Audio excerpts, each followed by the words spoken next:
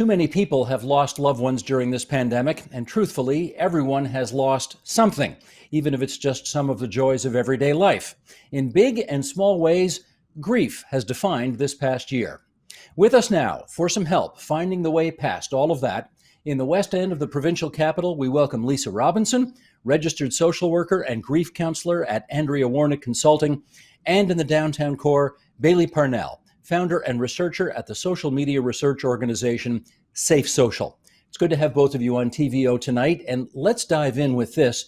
You know, social media is not necessarily the most pleasant place, even on the best of days, and we haven't had the best of days over the last year and more. So, Bailey, start us off. How has the pandemic exacerbated the amount of bad news that we are consuming on social media? Well, I think you've actually just answered it there right in the question, which is that it has completely exacerbated the amount of bad news we're seeing because before the pandemic, we were still seeing, an overconsumption of negative or hurtful or traumatic news on the news. But the pandemic suddenly made everybody feel like I have to be online, like I have to be consuming this, or I might be missing something that is huge in the global narrative right now.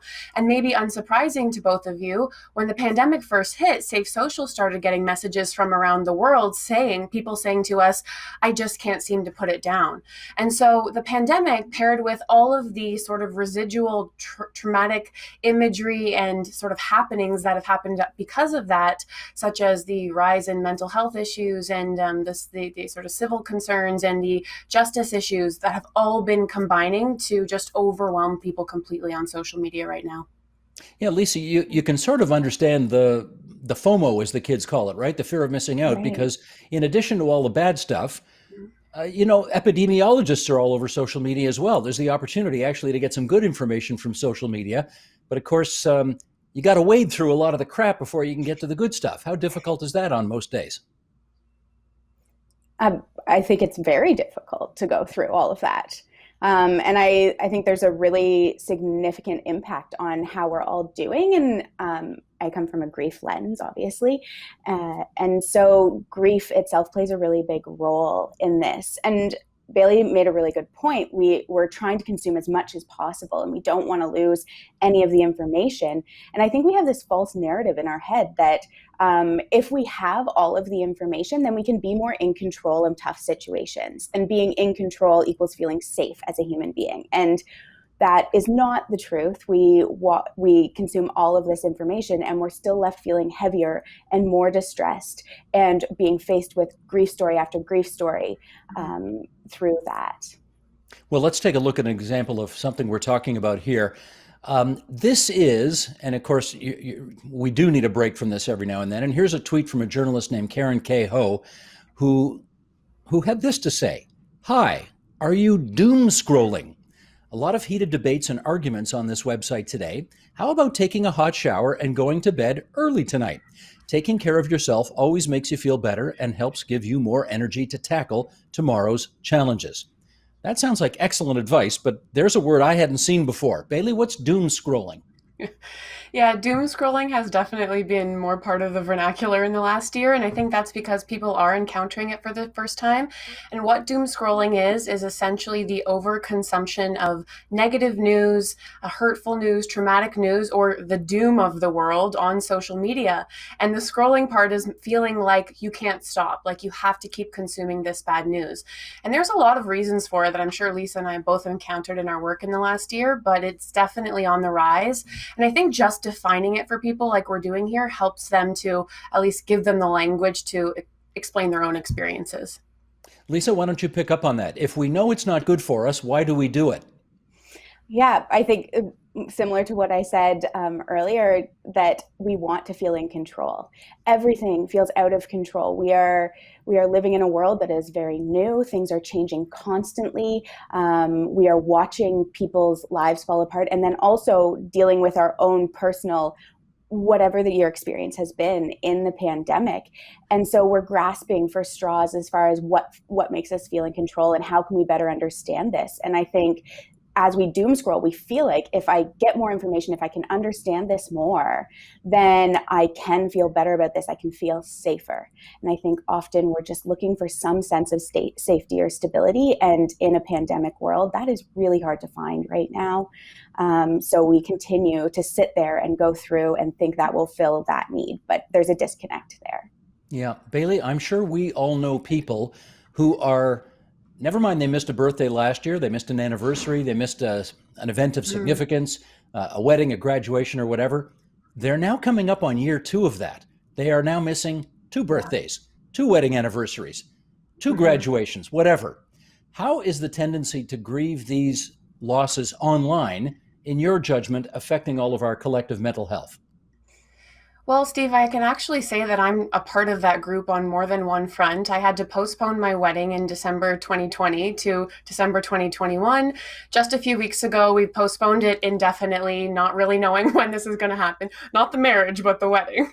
And then also in sadder news, actually, in just a couple of months ago, we lost my mom to cancer, and it was really hard, and we weren't able to have any kind of memorial or funeral.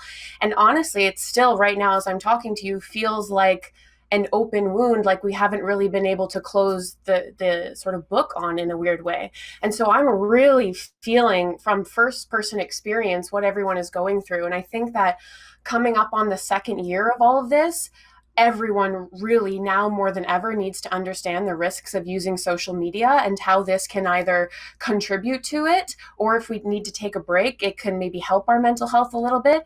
And when I lost my mom, because I know what we're talking about here today, I knew right away I'm not going on social media. I need a week off of social media because I don't know what I'm going to see there. It is a risk every time I log on that I'm going to be re-traumatized from something in the past, that in that week that I'm going to see even more photos of her, even more stories of her.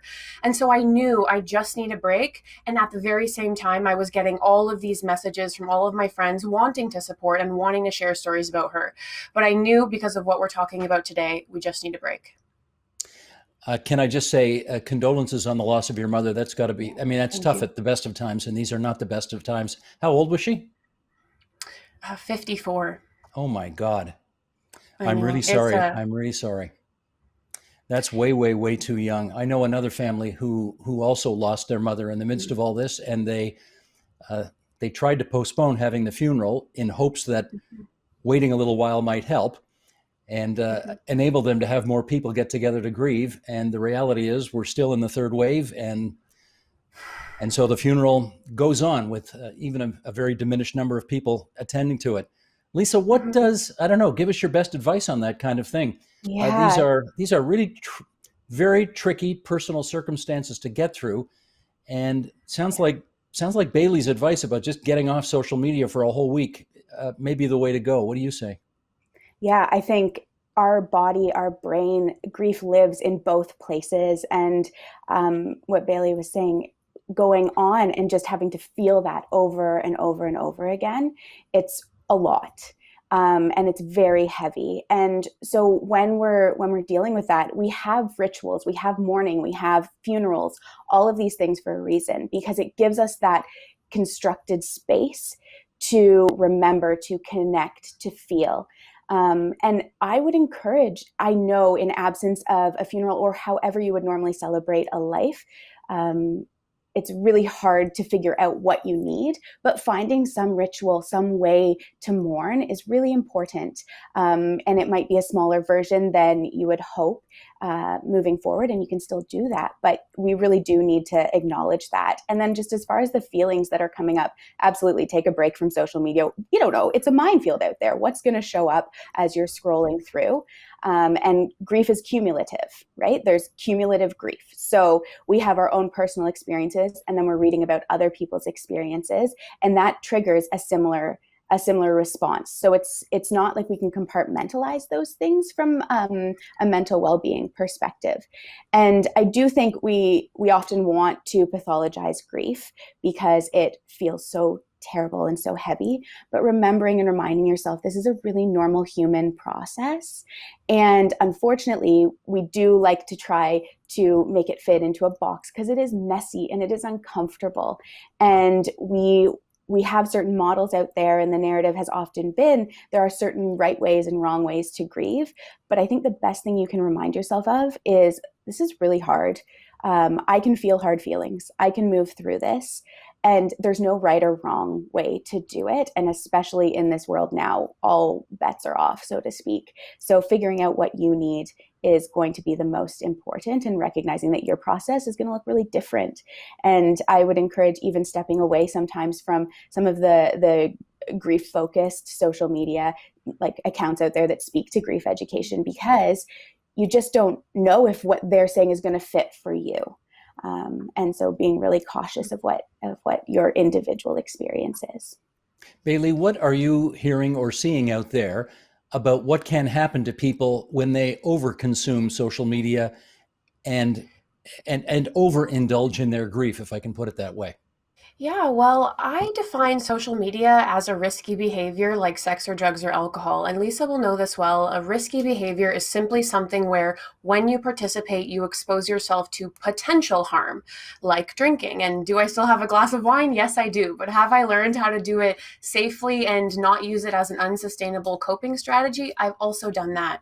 And so what's happening with social media is I'm still out there teaching people, hey, this is a risky behavior. I'm still in that conversation, saying when you participate, you expose yourself to potential anxiety, stress, traumatic imagery, and therefore PTSD, which is really on the rise this year, especially with race issues. So this is compounded for Black people, Indigenous people, and other people of color. And as Lisa said, grief is compounded. So now we've got the sort of social issues, the intersectional lens. You expose yourself to stress, lost productivity, fatigue. I mean, the list goes on and on of these risks. And so what happens is that if people are unaware of these risks, then they don't mitigate against the risks like they would with drinking, understanding how to do it safely. And so they just dive in. They're designed to be addictive. And by every measure right now, there is mass addiction to social media. And then without mitigating those risks, they enter into them almost without seeing it ever even happening. Suddenly I'm feeling depressed and I can't figure out why. And then they haven't made the connection yet. Oh, I just spent an hour on social media and I don't even remember what I looked at. Lisa, I don't know if this question's even answerable, but let's give it a shot anyway, because I'm sure it's different for everybody. But generally speaking, how much grief can the average person handle? Right. The answer is there's no defined answer. It's very individual. What I will say is just remembering that we didn't walk into this experience as blank pages. We have carried our grief that existed even before COVID, and we will continue to carry that through. So recognizing this very, as Bailey said, compounding experience of grief and being gentle with yourself is very important. And if you're wondering if your grief is too much, that's probably an indicator that it's time to find an outlet for it, because grief becomes heavy and it becomes hard and it becomes too much when we're not processing it, when we're not giving those feelings and those thoughts the space that they need. So if I always say to people, they're like, when should I get professional help, or when is it too much for me to carry? Is that if you're asking me that question, I think it might be time to figure out what you need to do to process that. And it can be professional support through a grief counselor or a group. Groups are still running online. Or if you have a different way that works for you, there are many ways to process grief, and it doesn't have to be with professional support necessarily. Lisa, let me do this follow-up with you, because I wonder, when I talk to older adults, I hear this all the time. I'm sick and tired of burying my friends. They do say that, and it's one of the downsides of getting older is that you lose more of your friends and companions. Having said that, does that give older people a greater resiliency and, frankly, more experience in how to wade through the minefield that is this subject we're discussing?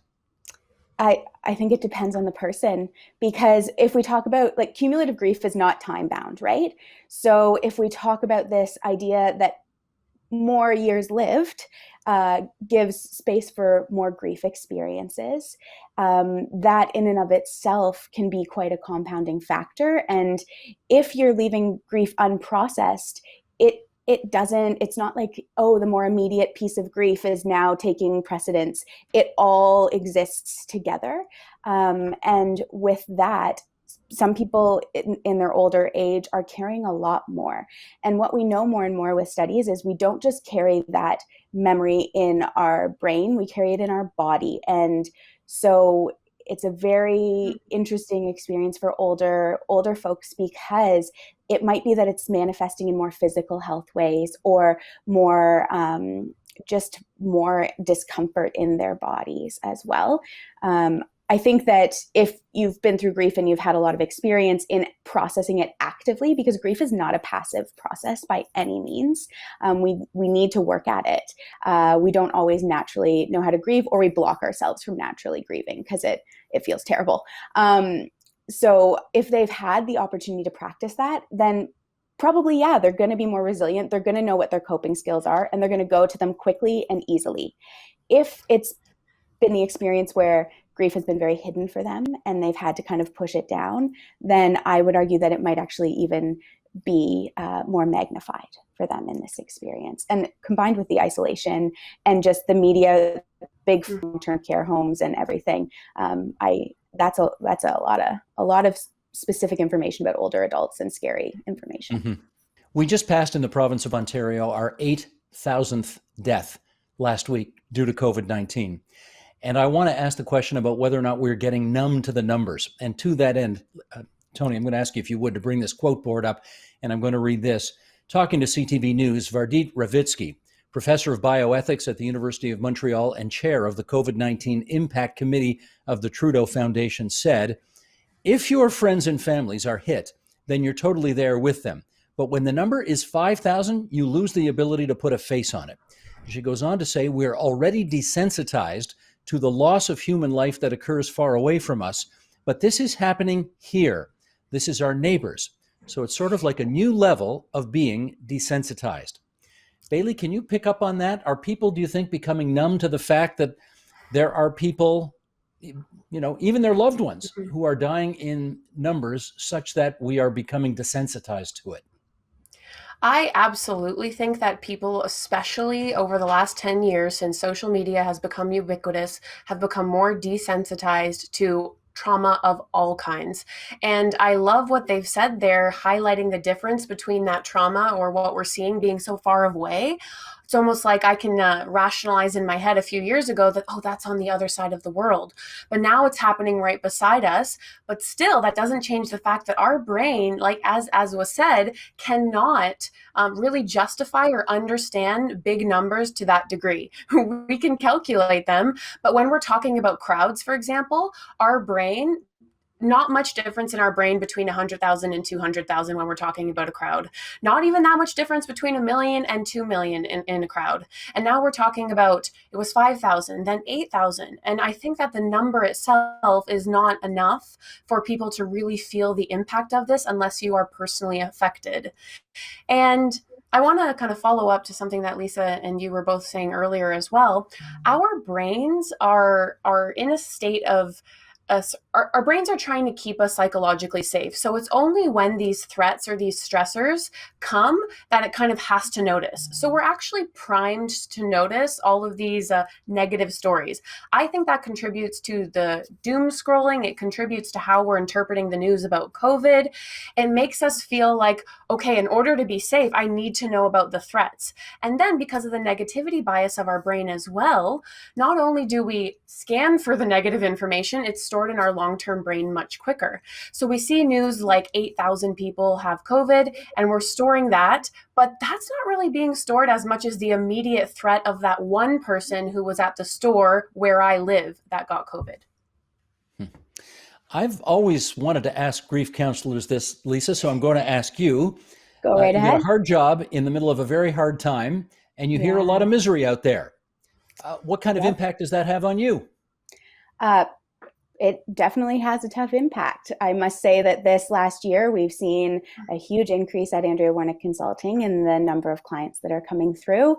And as Bailey pointed out, there's the professional kind of, or the more distant experience of it.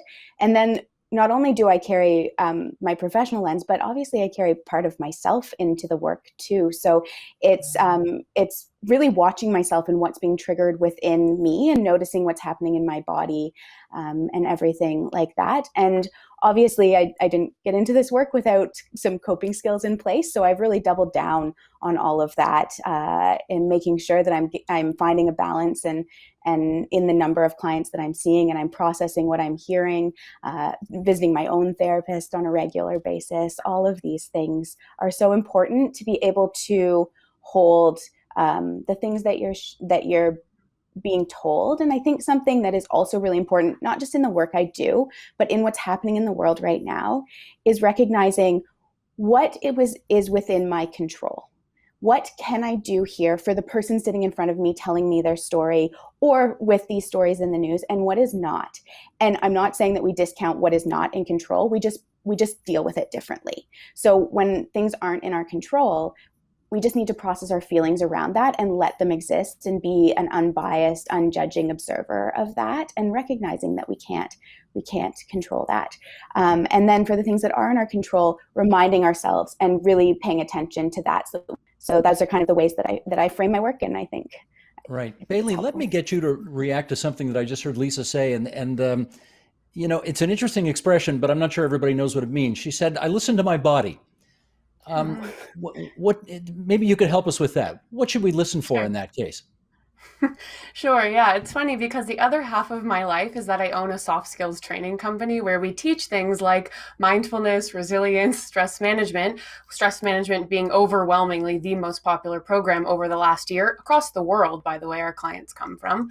And so when she's saying, listen to your body, it's more about being first mindful about what is going on in here, and have I ever even looked inwardly, and have I done a bit of self-awareness work and thought, what does stress me out, and how do I react to stress, and what's the outcome of that, and when that happens, how do I get through it? What are my coping strategies? And what I found over the last year is that a lot of folks maybe had their set coping strategies from before the pandemic, but they've never really thought inwardly or listened to their body and their mind about what can I do now? Because there might have been a lot of coping strategies like going out for a night with your girls, or going to see your friends and family, or hanging out and doing anything with other people that they can't use now. Even in the middle of the workday, people will say, I go to the water cooler, I go to the kitchen and I have a chat with my friend, and then I go back to work. And none of these coping strategies are available right now. So we have to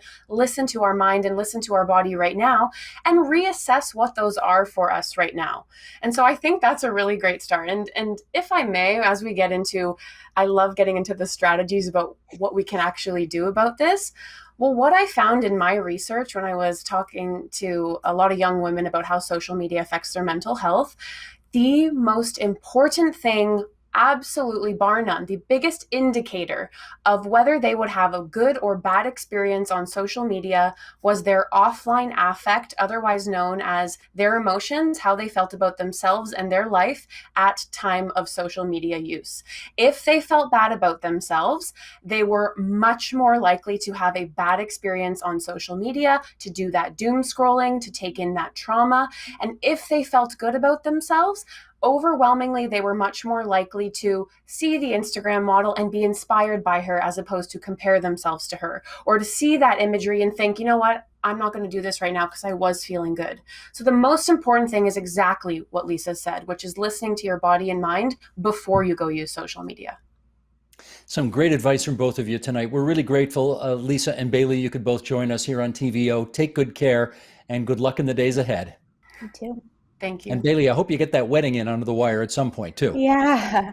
Steve, same. I am ready to party again. Good. We wish you well.